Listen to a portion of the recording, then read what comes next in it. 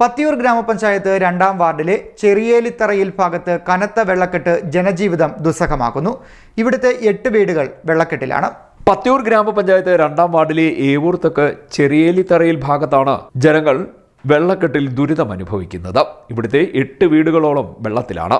കനാലിന്റെ വശത്തുകൂടി 150 metre സഞ്ചരിച്ച് ഇടവഴിയിൽ എത്തി അവിടെ നിന്ന് 80 മീറ്ററോളം നടന്നു വേണം ഇവിടെയുള്ള കുടുംബങ്ങൾക്ക് റോഡിലേക്ക് എത്താൻ.